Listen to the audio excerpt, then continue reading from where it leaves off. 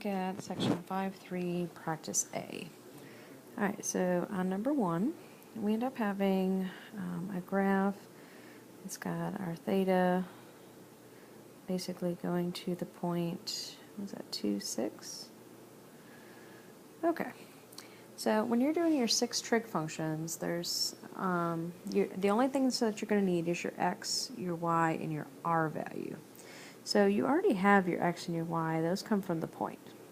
The only thing you actually have to find is your r value. Your r value is always equal to the square root of your x value squared plus your y value squared.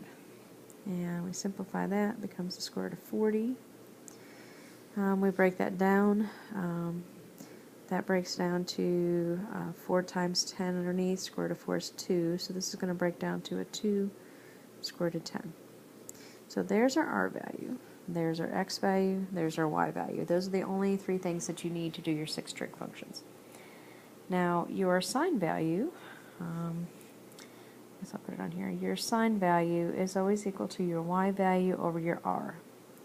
So if we're going to go through and find our sine value, it's going to be our y value, which is 6, over our r value, which is 2 square root of 10. Now, if you notice, the 6 over 10 actually will simplify to technically like a 3 over 1, so that becomes a 3 over square root of 10. But with radicals, you can't leave a radical in your denominator, so you've got to rationalize. Square root of 10 and square root of 10. So this becomes 3 square root of 10 over 10. So there's our sine value. Cosine is always x over your r value. So if we're doing our x value, which is 2, so this is going to become 2 over our r value, which is 2 square root of 10.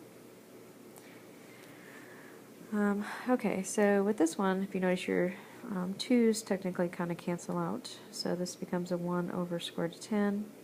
Again, you can't leave a radical in your denominator, so you rationalize.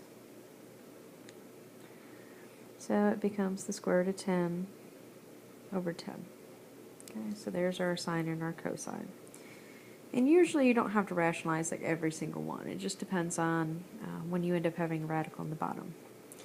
So just remember, your sine is your y over your r. Excuse me. Your cosine is your x over your r. I'm going to get rid of, well, actually what I'm probably going to do is take all of this off here, so pause it if you need to. Alright, your tangent is always equal to your y value over your x value. So our y value in this case was 6. Let me look back at the problem since I erased it off there. Yeah, so it's going to be 6 over our r value was 2 square root of 10. Well, in this case, again, your 6 over, no, I'm sorry. Goodness gracious, I'm losing my mind. Our x value, our x value is 2, and 6 over 2 is just 3. So there's our tangent. So now we start finding our other ones. Our cosecant, in this case, is always your r value over your y value. And our r value was a 2 square root of 10 over our y value, which was 6. And this one, the 2 over 6 will simplify kind of to a 1/3, so this becomes square root of 10 over 3. Our secant is always your r value over your x value. Our r value is 2 square root of 10 over our x value, which was 2. Those two simplify, it'll just be square root of 10. And then our cotangent is always our x over our y. So that becomes 2 over 6, and that just becomes 1/3. So number 2 on that page is pretty much the same idea. You already have your x, you already have your y, you just got to find your r value.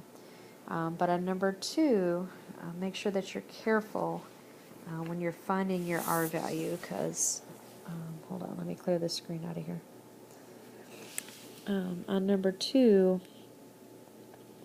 when you find your r value, it's going to be the square root of -4 squared plus your y value squared. Just make sure that you're putting them in parentheses when you're doing that to correctly find the right R value. So that should help you with number 1 and 2. All right, moving on to one like number 3. Okay. So number 3, we're looking at theta is equal to negative 90 degrees. So on a graph, you always start on this side first when you're doing your angle. Negative 90 means I'm going clockwise, so I'm going to have to go this way. 90 degrees is going to put me here. So what that does is we basically just look at what that ordered pair is, where it landed. Well, this one lands at, my x-axis is at 0, my y-axis is at negative 1. So there's my x, there's my y. Now I just have to go through and find my R value. Your R value is always this distance right here, which is just 1. So there's my R value. And again, you just go through then and you do your 6 trig functions yet again. Okay, so let's see. Number 4 is kind of the same kind of idea. This one says theta is equal to 4 pi.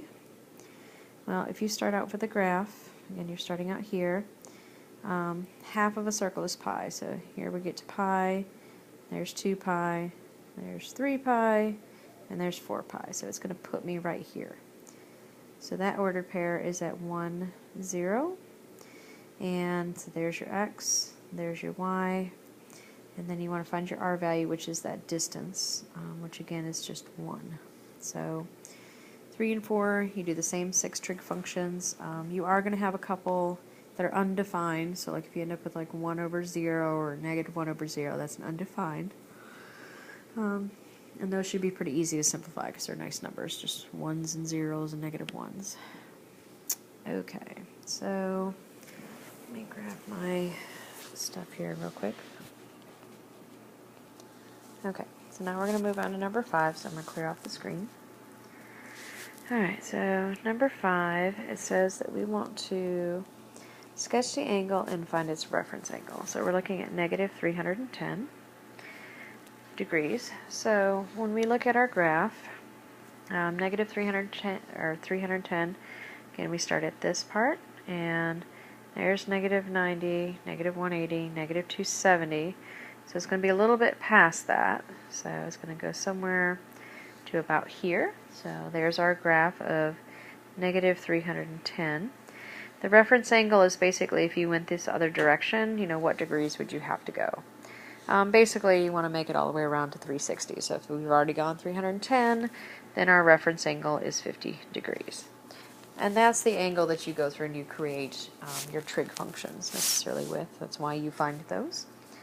Number 6, this one, 27 pi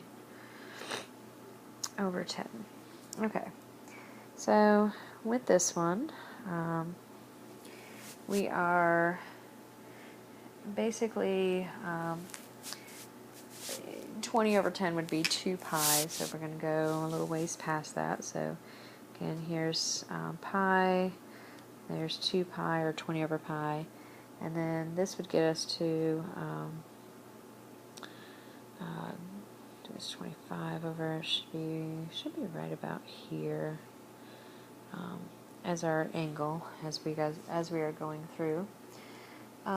So there would be our 27 pi over 10, because 30 pi over 10 would make it to go all the way down to this axis, and we're not going quite that far. So it should be somewhere over there.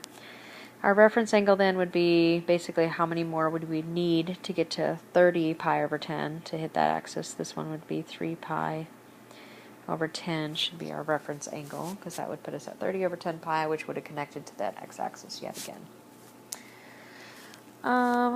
Okay, so last one that you have is number 7. So, alright.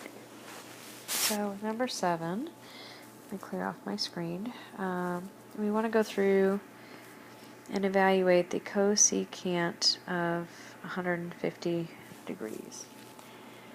Okay, so try to think of the best way to explain this. Alright, so here's our x and y axis. 150 degrees is going to put me kind of right over here. Okay, kind of going all the way over to here. And we can't have a triangle with it being 150 degrees. So you're technically going to use your reference angle to it, which is this one right here. So 30 degrees.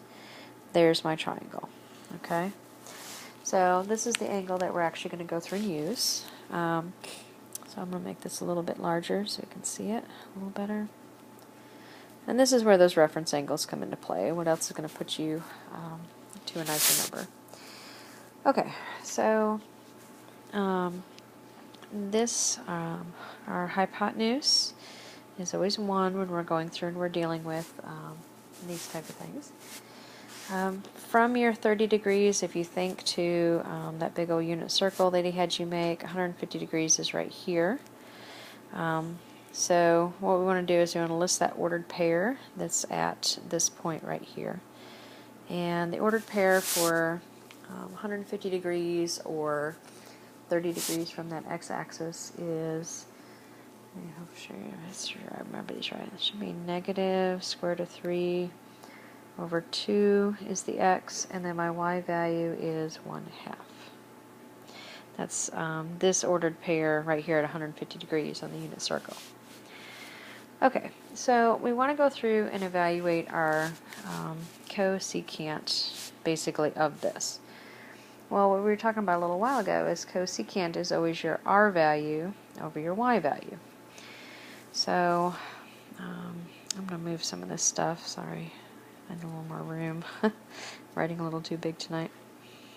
Okay, so if cosecant is your r value over your y value, our r value, again, is your hypotenuse, which is just 1, over our y value, again, this is your x, and that's your y, over 1/2. So what you do is you keep your first fraction the same, you change this division to multiplication, and you flip your last fraction. So the cosecant of 150 degrees is basically just 2. Okay, so I know that was kind of a quick run through, but hopefully that helps.